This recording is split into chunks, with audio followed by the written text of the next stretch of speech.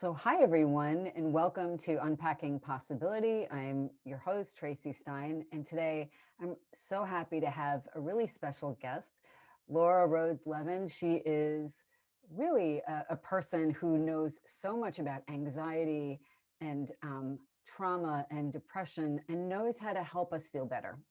So a little bit about Laura, but then I'll let her tell you more. She's a therapist and a counselor. She is someone who's founded the Missing Piece, PEACE, very clever, Center for Anxiety.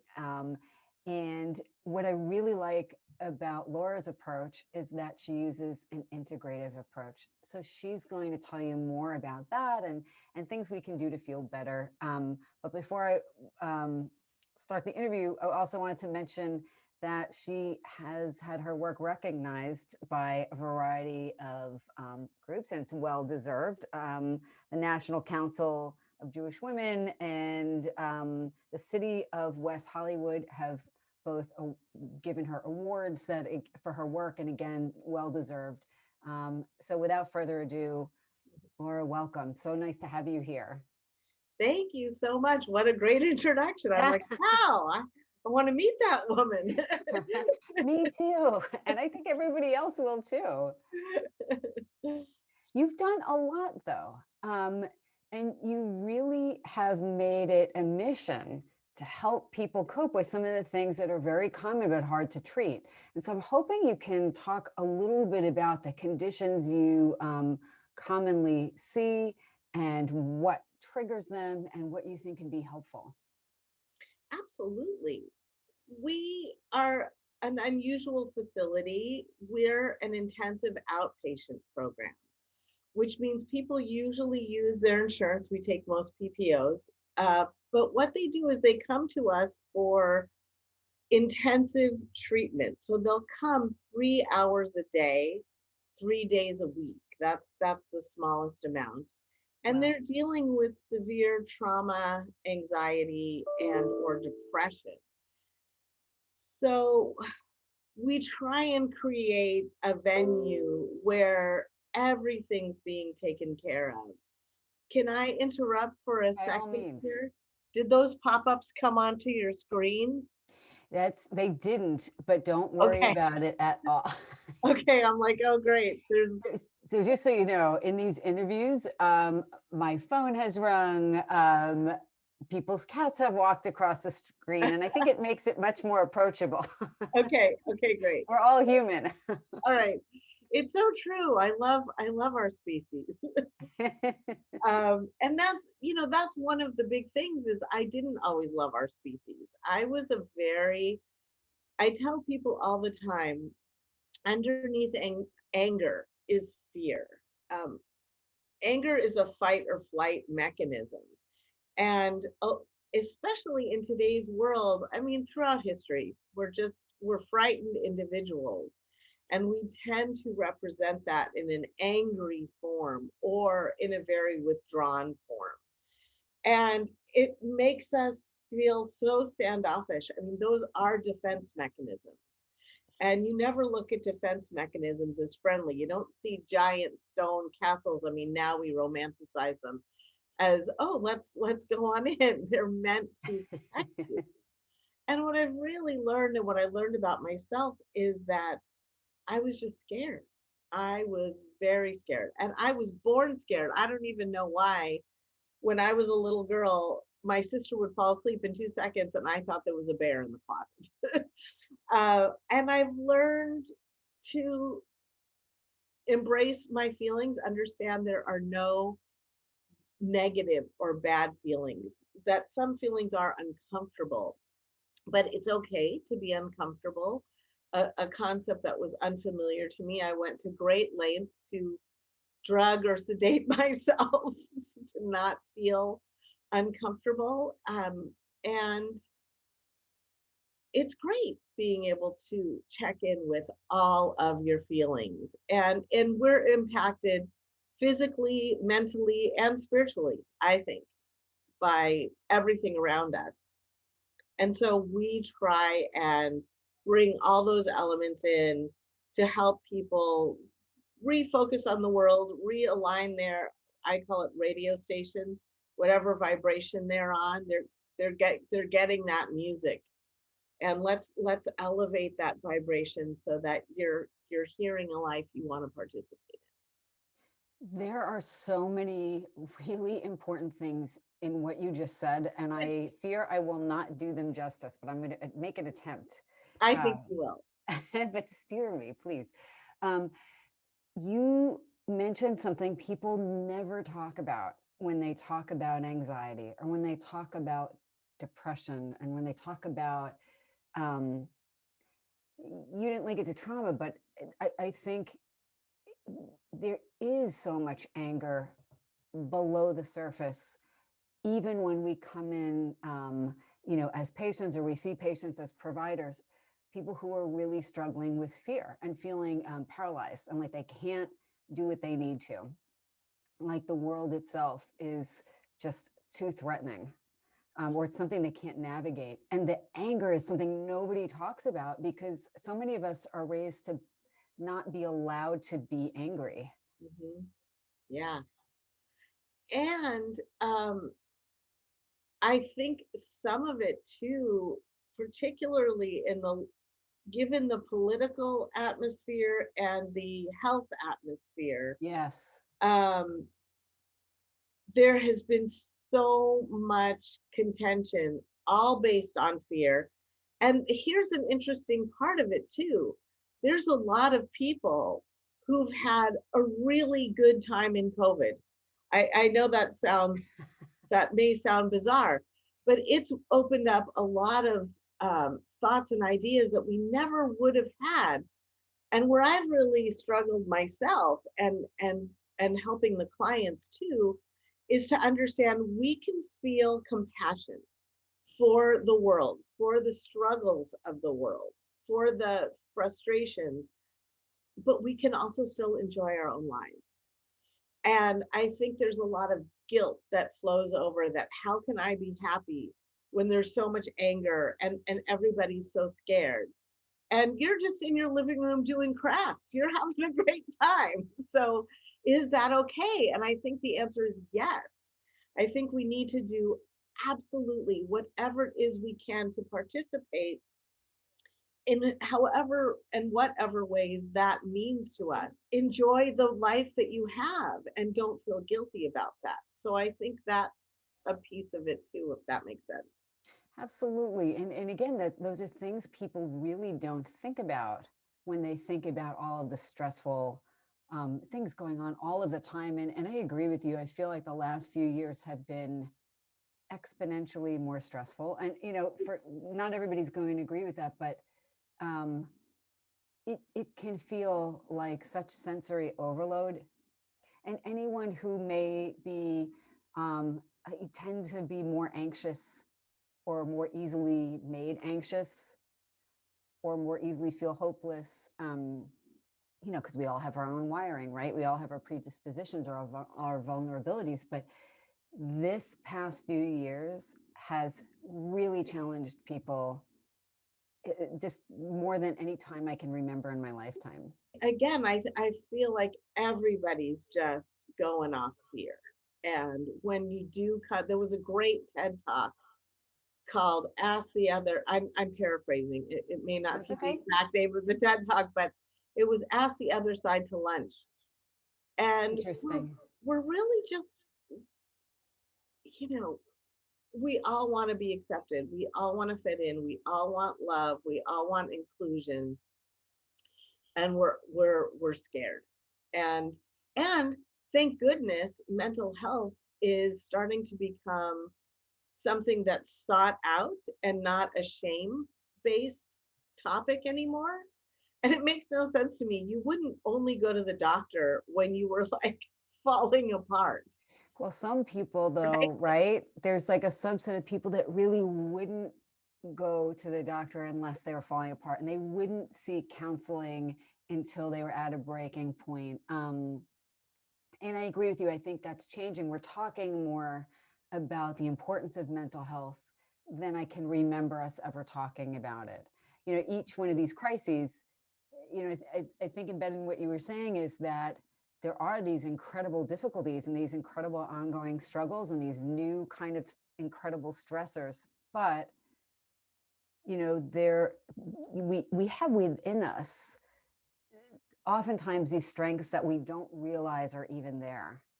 And, you know, I think my take on what you said a few moments ago was that when you were saying that during the pandemic, people have kind of discovered good things in the midst of all of this stress, is that, like you said, taking the time to spend time with your family or to meditate or do crafts or to just be or to make time for self-care that you might not make otherwise. That's been really, really important. And to reach out to other people, even Yeah. if it can't be in person. And the value we place on our relationships that we used to at some point take for granted. And then on the other end of the spectrum, where we said yes to so many things that we didn't have interest in, and our time was whittled away. And now what we do with our time feels much more thought out, precious, exciting, something we really want to do. Absolutely. I wanted to ask you, Laura, because I know that at the center you see a lot of clients who are really overwhelmed by anxiety and some people with a history of trauma. I know I always assume, and I don't know if I should assume this, that most people understand what I'm talking about when I talk about anxiety. Um, what are some common symptoms or common signs that people are dealing with a lot of anxiety? I'm thinking for the people who maybe aren't, either are so used to being anxious that they don't recognize that that's what it is anymore. Mm-hmm. But for those people, as well as for the people who maybe were coping okay but have just been feeling overwhelmed for a long time, what are some signs that people are dealing with anxiety and should go get some help? Absolutely. Their anxiety affects people in so many different ways. I think one of the most common threads is that I have a sign up in my office that says anxiety is a liar that predicts doom. And I find so many people go to a worst case scenario Mm, in everything. So if you find yourself constantly in the worst case scenario, there's so much more negative self-talk happening in your head than positive life affirming things. That's a good sign that you're in scanning the environment for problems mode. right. And that's an important part of our survival. But if it's taken over, and even just packing for a vacation, oh God, what if I forget this, and what if and I've got to pack, and it's like, unless you're going to some very remote place, they'll have whatever it is that you will forget. And so I think that's a really good indicator that when your negative self-talk has taken over and everything just seems like too much, your anxiety is now creeping out of the protection zone and into the making your world smaller and less enjoyable zone. I saw an interview you did a little while ago, definitely probably early in the pandemic, and you said something I thought was so important, that people, when they're anxious and just wish the anxiety would go away, they might forget. And you mentioned something, I'm going to paraphrase, but about, to some alerting, some, vigilance, some concern is important. We're wired to be able to look around and notice things that could be a threat, and be able to react appropriately. We don't want people to be so mellowed out that they don't respond to anything, right? So, you know, but it sounds like what you're saying is when it goes so overboard, where everything seems overwhelming, or where somebody can't. You also mentioned in the interview about you want to get in the car. I thought this was a terrific example you had. You want to buckle up your seatbelt and adjust your mirrors, but you don't want to be paralyzed with fear and not be able to drive the car. Right. Yeah. And that's what I've spoken to. That's so, I'm like, oh, she's on there. It's so sweet. Uh, I've said through this whole pandemic, be safe, but don't be afraid. Uh, Fear and panic have never been helpful, even in the most intense, stressful situations. Panic is the last thing you want. You want to be able to not be hijacked by your limbic system, and you want to be able to think clearly and take the next right indicated step. And I think we've entered into a shock the monkey kind of phase. I don't know if you're familiar with that experiment, but Yes. it's not just a Peter Gabriel song. Yeah. It's, Now it's people will that know where that phrase comes from. probably it's that if you feed a monkey and it pushes a pellet and nothing happens, food just comes out, it's fine. If it gets electric shock every time food comes out, at first it's a little jarring, but they get used to it and they're fine. It's when it gets shocked intermittently that you get a psyched out monkey. And I think news has been so conflicting in this Mm, time. You literally, depending on what news channel you're watching, you're in a completely different world than right. what the other news channel is saying. And I think we're all just seeking information of what do we do? What's the right thing to do? And they've spoken about, this as a life threatening. We've got people walking around in masks. And it's so important to participate and to stop the spread of all this. And that's where safety comes in. Like, okay, let's be safe. Let's wear the masks. Let's, you know, clean and do all that stuff.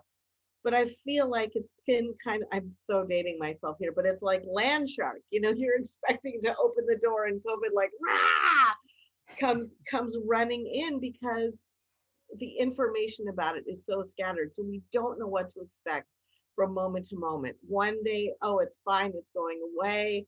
The next day, it's not. And so if we just had a more consistent message about what levels of safety that we need, I think our limbic systems would be less shock the monkey, less erratic. We'd just be like, okay, calm. And I think there was a point where it was just like, okay, nothing's changing for months and months and months. And poor moms got used to having their kids on Zoom. And we hit this place where, okay, so this is the new status quo. And I feel like there was a bit of calm in there somewhere. And now with everything changing again, it sort of ramped up all of that stuff. I don't know if you want to be talking about COVID so much. I don't know why my head keeps going there. No, it's so it's just it's the thing that is just out there. I mean, just as an example, we have a wedding to go to in a week, and I am still conflicted about going. And I'm somebody who also has a public health background, so I'm probably someone who errs on the side of caution. And I've spent a lot of nights combing through Twitter, following a bunch of epidemiologists and virologists, because that's something that both amps up my anxiety, but also makes me feel calmer because I feel more prepared. Mhm. Um, but I can absolutely understand what you're saying about, your average person probably isn't doing that. Um, and it might not be helpful if they did.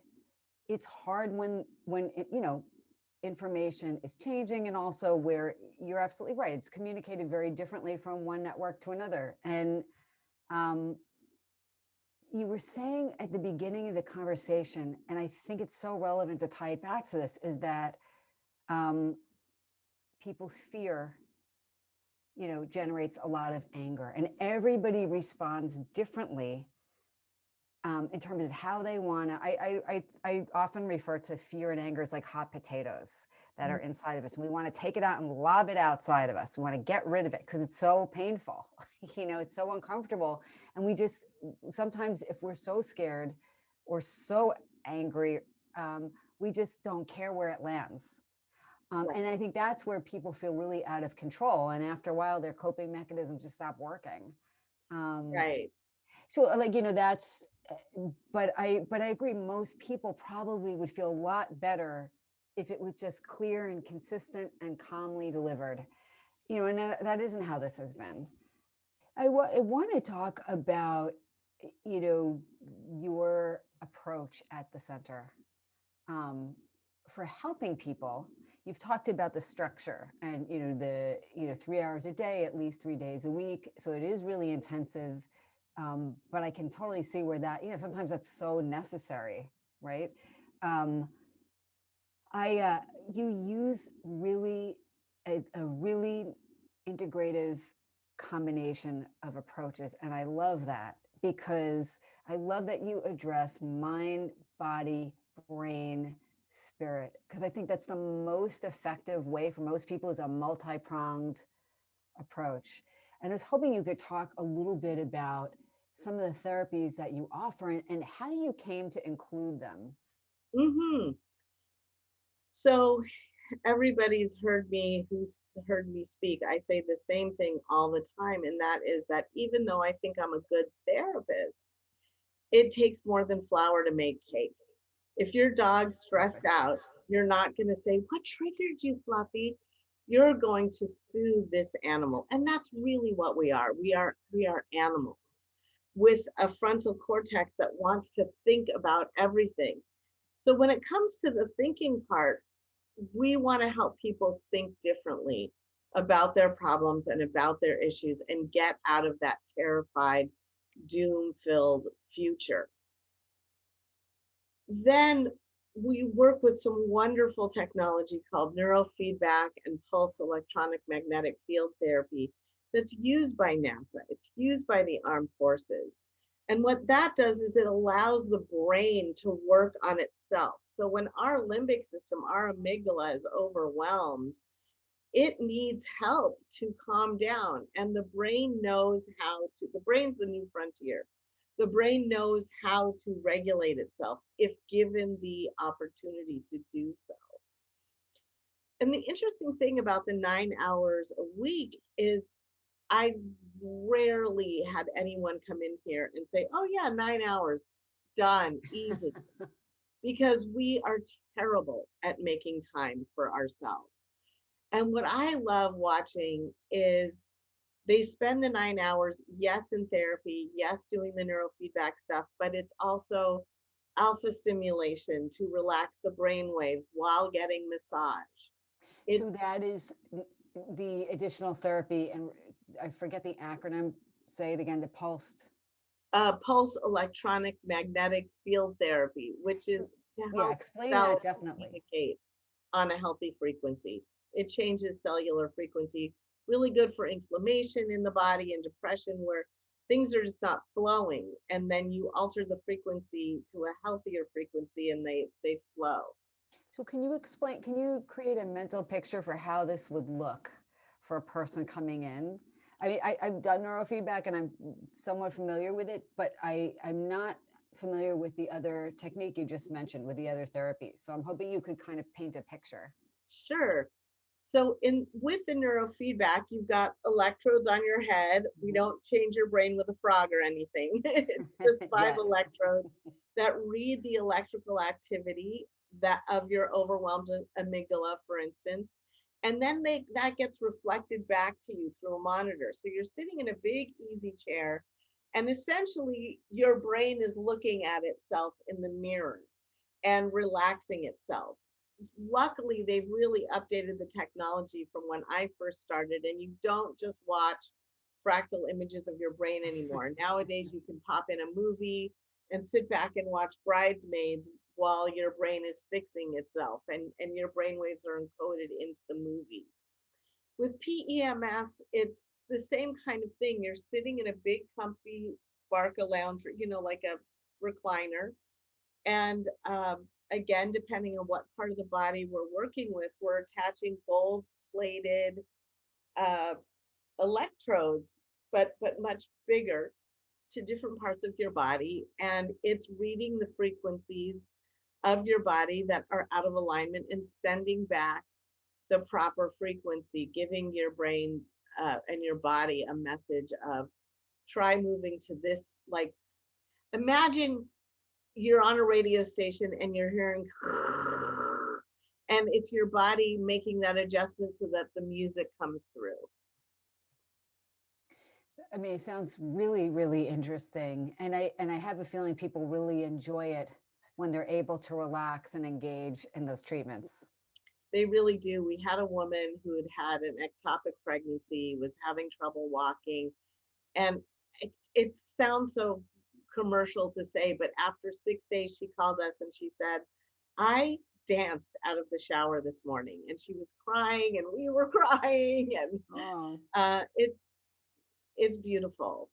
And then we also have halotherapy, which is like a salt cave, which is good for the immune system and the pulmonary system, asthma. It also just really relaxes you. tell Uh, me more about that. Halotherapy is the Greek word for salt. And when you're breathing in those salt ions, it changes the air that you're breathing, really. I mean, it's just good, healthy air. And then on the ground is actual Himalayan pink salt. And when you walk on it, salt draws the toxins out of your body through your feet. So you go in there barefoot. We have a Zen garden with sand, so you can walk Oh, along interesting. that and do that kind of meditative work. We work with nutrition, movement, art therapy. We have a sound bath.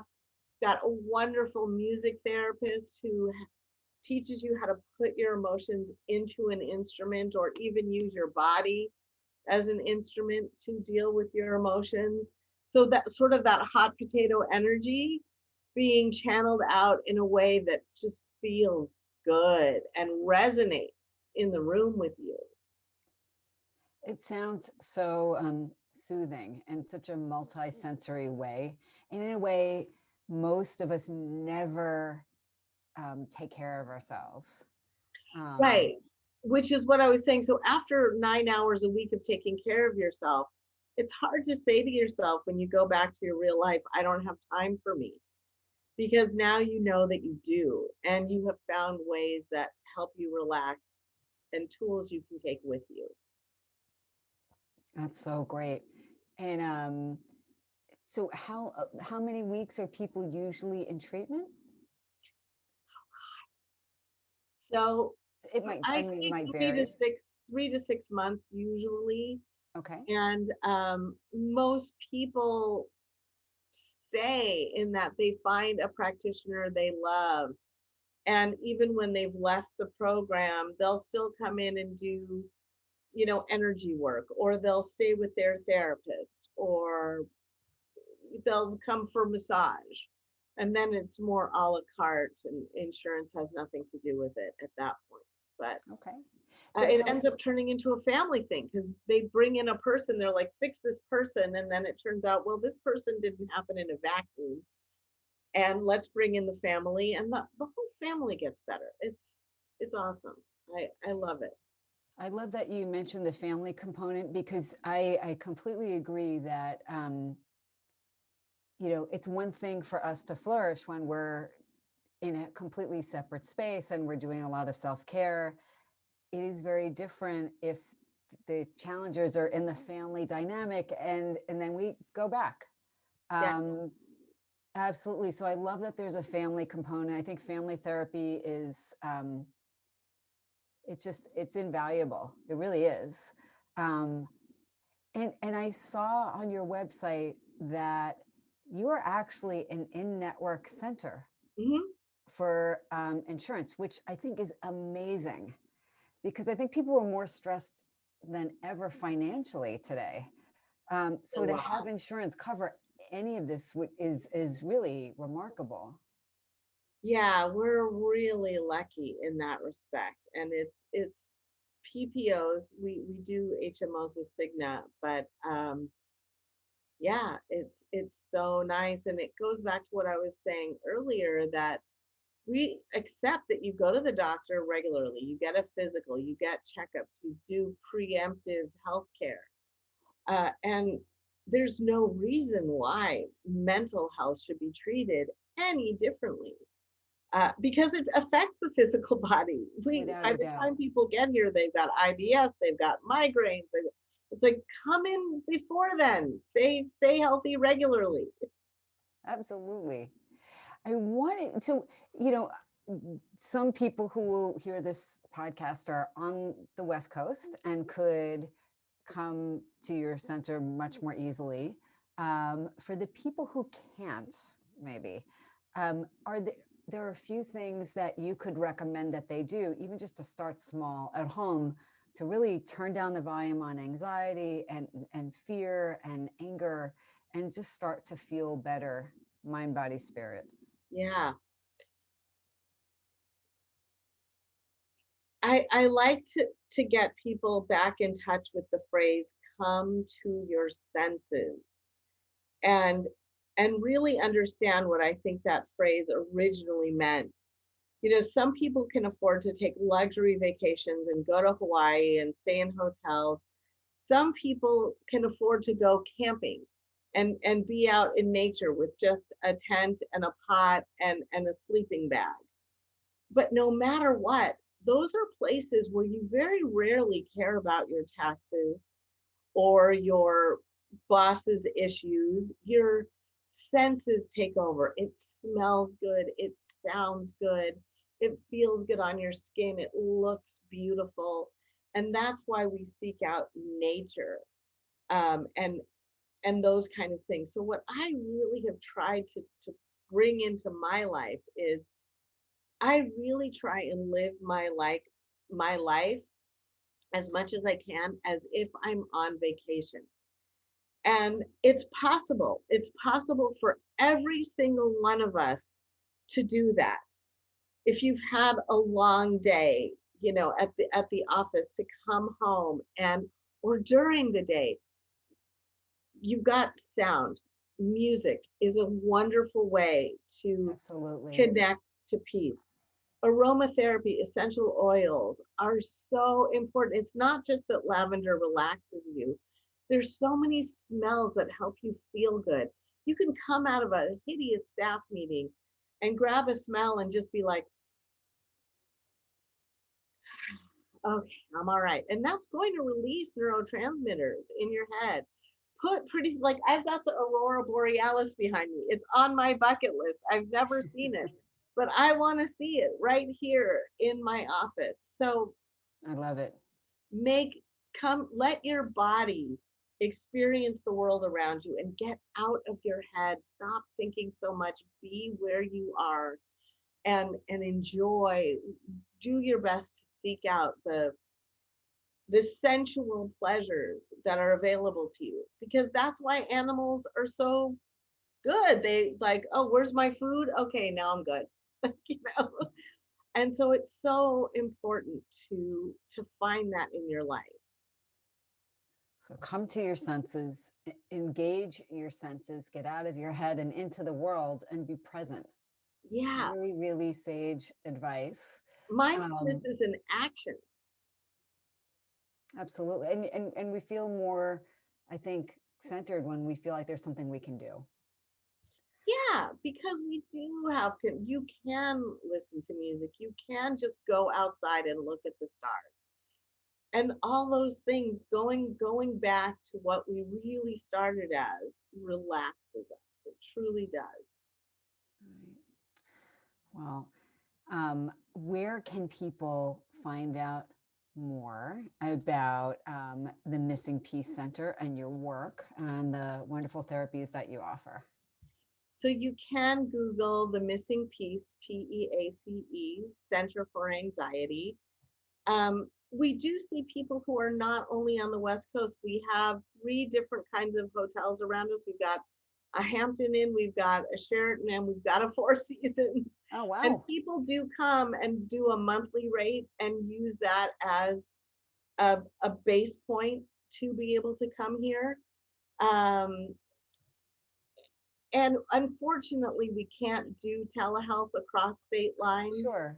but you can always call and check in with us. And if we can guide you to someone in your area, we're always happy to do that. And, just listening to shows like yours are such a good way to stay in touch with what you want to be in touch with and realize we're in more control than we realize of how we're actually feeling. So come find us or find someone near you. Oh, that's great advice. Laura Rhodes-Levin, thank you so much for being here. It was so nice meeting you today. Thank you, Traci Stein. Ah, Ditto.